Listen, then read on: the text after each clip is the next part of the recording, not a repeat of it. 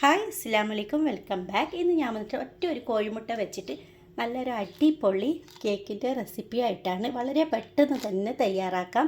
കുട്ടികൾക്കൊക്കെ കൊടുത്ത് വിടാനും അതേപോലെ തന്നെ സ്കൂൾ വിട്ട് വരുമ്പോൾ കഴിക്കാനൊക്കെ തയ്യാറാക്കി കൊടുക്കാൻ പറ്റുന്ന നല്ലൊരു റെസിപ്പിയാണ്. വീട്ടിലുള്ള ചേരുവകൾ മാത്രം മതി ഇത് ഉണ്ടാക്കാനായിട്ട്. അപ്പോൾ എന്താണെന്ന് നമുക്ക് കണ്ടു നോക്കാം. ആദ്യം ഒരു പാത്രം എടുക്കുക. അതിലോട്ട് ഒരു കോഴിമുട്ടയാണ് ഞാനിപ്പോൾ എടുക്കുന്നുള്ളത്. അത് പൊട്ടിച്ചിട്ട് നമുക്ക് ഈ പാത്രത്തിലോട്ട് ഒഴിച്ച് കൊടുക്കാം. ഇനി ഇതിലോട്ട് ഒരു 5 ടേബിൾ സ്പൂൺ പഞ്ചസാര ചേർത്ത് കൊടുക്കാം. നല്ലവണ്ണം ഇതൊന്ന് അടിച്ചെടുക്കണം. വിസ്ക് വെച്ചിട്ട് അടിച്ചെടുത്താൽ മതി. മിക്സിയിലിട്ടിട്ടോ ബീറ്റർ എടുക്കേണ്ട ആവശ്യമൊന്നുമില്ല. നല്ലവണ്ണം ഈ പഞ്ചസാരയും മുട്ടയും ഒന്ന് അലിഞ്ഞ് ചേരണം. അതുവരെ ഒന്ന് ഇളക്കിക്കൊണ്ടേയിരിക്കുക. ഇതിപ്പോൾ നല്ല രീതിയിൽ ഞാനിപ്പോൾ ഒന്ന് കലക്കിയിട്ടുണ്ട്. ഇനി നമുക്ക് ഇതിലോട്ട് ആവശ്യമുള്ളത് 1/2 കപ്പ് പാലാണ്. അത് ഒഴിച്ച് കൊടുക്കാം. അപ്പോഴത്തേക്കും നമ്മുടെ പഞ്ചസാര നല്ലവണ്ണം ഒന്ന് അലിഞ്ഞ് കിട്ടും. ഇനി നമുക്കിതിലോട്ട് ഒരു 50 മില്ലി ഓയിൽ ചേർത്ത് കൊടുക്കാം.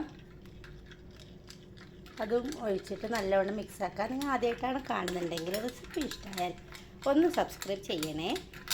അങ്ങനെ നമുക്ക് ഓയിലും പാലും പഞ്ചസാരയും മുട്ടയൊക്കെ നല്ലവണ്ണം മിക്സായി വന്നിട്ടുണ്ട്. ഇനി നമുക്കിതിലോട്ട് ഒരു തുള്ളി വനില എസൻസ് ചേർക്കാം. അത് കയ്യിലില്ലെങ്കിൽ ഇതിന് പകരമായിട്ട് ഒരു തുള്ളി തേൻ ചേർത്ത് കൊടുത്താലും മതി. അപ്പോൾ ഈ മുട്ടയുടെ സ്മെല്ലെല്ലാം ഉണ്ടെങ്കിൽ ഒന്ന് പോയി കിട്ടും. എസൻസ് തന്നെ ചേർക്കണമെന്നില്ല, തേൻ ചേർത്ത് കൊടുത്താലും ഇതിൻ്റെ സ്മെല്ല് പോകുന്നതാണ്. ഇനി നമുക്ക് ഇതിലോട്ട് പൗഡർ ചേർത്ത് കൊടുക്കാം. ഇതിലോട്ട് 150 മില്ലിയുടെ കപ്പിലാണ് ഞാനിപ്പോൾ പൗഡർ എടുത്തിട്ടുള്ളത്. 150 മില്ലിയാണ് പൗഡർ മൈദപ്പൊടി ചേർക്കുന്നത്. കുറേശ്ശെ കട്ടയില്ല, അതൊന്ന് ചേർത്ത് കൊടുക്കുക. ഇപ്പോൾ ഞാൻ അരിക്കുന്നൊന്നുമില്ല, നിങ്ങൾക്ക് വേണമെങ്കിൽ ഒന്ന് അരിച്ചിട്ട് ചേർത്ത് കൊടുത്താലും മതി. ഞാനിപ്പോൾ അങ്ങനെ തന്നെയാണ് ചേർക്കുന്നുള്ളത്. കുറേശ്ശെ ആയിട്ട് ചേർത്ത് കൊടുത്തിട്ട് കട്ടകളൊന്നും ഇല്ല, അതൊന്ന് കലക്കിയെടുക്കാം. ഇപ്പോൾ നല്ല രീതിയിൽ ഞാൻ പൗഡർ ഫുള്ളായിട്ട് ഇട്ട് കൊടുത്തിട്ട് കലക്കിയിട്ടുണ്ട് മൈദാപ്പൊടി. ഇനി നമുക്കൊരു 3/4 ടീസ്പൂണ് ബേക്കിംഗ് പൗഡർ ചേർക്കാം. ബേക്കിംഗ് സോഡയല്ല, ബേക്കിംഗ് പൗഡർ തന്നെ ചേർത്ത് കൊടുത്താൽ മതി. ബേക്കിംഗ് സോഡ ഞാനിപ്പോൾ ഇതിലിടുന്നില്ല. നമുക്ക് വീണ്ടും ഒന്നും കൂടി ഇതേപോലെ മിക്സാക്കി എടുത്തിട്ടുണ്ട്. ഇത് നമുക്കവിടെ മാറ്റി വെക്കാം. ഇനി നമുക്ക് ആവശ്യമുള്ളത് 2 പഴമാണ്. നമ്മുടെ പാനിലനുസരിച്ചിട്ടുള്ള പഴം എടുത്താൽ മതി. 2 തന്നെ ഫുള്ള് വേണമെന്നില്ല, ചിലപ്പോൾ 1.5 പോലും മതിയാവും. ഞാൻ ഇതിനത് കട്ട് ചെയ്തിട്ട് വരാം.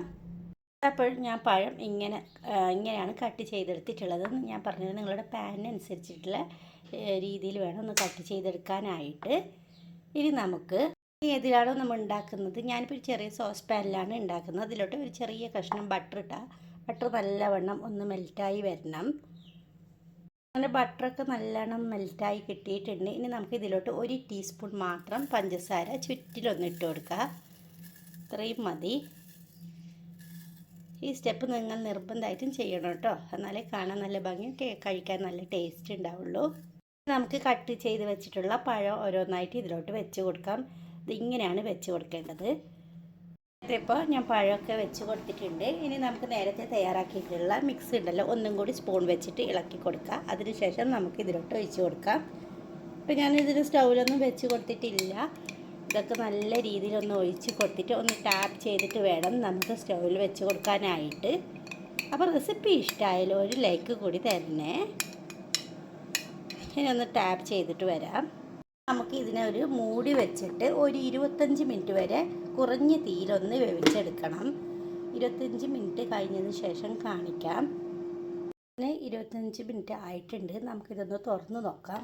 സൈഡിലൊക്കെ ഒന്ന് കളർ മാറി വന്നിട്ടുണ്ട്. നമുക്കിതിലൊന്ന് തിരിച്ചിട്ട് കൊടുക്കണം. ഇതാ കണ്ടല്ലോ. ഇനി നമുക്ക് ഈ സൈഡും കൂടി ഒരു 5 മിനിറ്റ് വെച്ച് കൊടുക്കണം. ഇങ്ങനെ ഒന്ന് ഇട്ട് കൊടുത്തതിന് ശേഷം തിരിച്ച് കൊടുത്തിട്ടുണ്ട്. ഇപ്പോൾ ഞാൻ കണ്ടല്ലോ, ഒരു മുട്ടയ്ക്ക് ഉണ്ടാക്കിയെന്ന് പറയില്ല, അത്രയ്ക്ക് നല്ല വോളിയം കിട്ടിയിട്ടുണ്ട് ഈ കേക്കിനായിട്ട്. ഇനി നമുക്ക് ഇഷ്ടമുള്ള ഷേപ്പിൽ ഇതൊന്ന് കട്ട് ചെയ്തെടുത്താൽ മതി. ഇപ്പോൾ നല്ല ചൂടുണ്ട്, അതുകൊണ്ടാണ് ഞാൻ കട്ട് ചെയ്യുമ്പോൾ ഇങ്ങനെ പിടിക്കുന്നത്, കൈ പൊള്ളാതിരിക്കാൻ വേണ്ടിയിട്ട്. കണ്ടല്ലോ, പുക പോകുന്നത് നിങ്ങൾ കാണുന്നുണ്ടല്ലോ. അപ്പോൾ എന്തായിട്ടും ഈ റെസിപ്പി തീർച്ചയായും കുട്ടികൾക്കൊക്കെ ഇങ്ങനെ റെഡിയാക്കി കൊടുക്കണം. സ്കൂൾ വിട്ട് വരുന്ന കുട്ടികൾക്ക് നല്ലൊരു എന്താ പറയുക കേക്കാണ്. അപ്പോൾ എല്ലാവരും ഇതൊന്ന് ട്രൈ ചെയ്ത് നോക്കണം. ഇഷ്ടമായാൽ അടുത്തുള്ളവർക്ക് ഒരു ഷെയറും ചെയ്ത് കൊടുക്കണേ. അപ്പോൾ ഇതുപോലത്തെ ഈസി റെസിപ്പികൾ ഒത്തിരി ഉണ്ട് എൻ്റെ ചാനൽ. പുതുതായിട്ട് ആരെങ്കിലും ഉണ്ടെങ്കിൽ അതൊക്കെ ഒന്ന് കണ്ടു നോക്കണേ.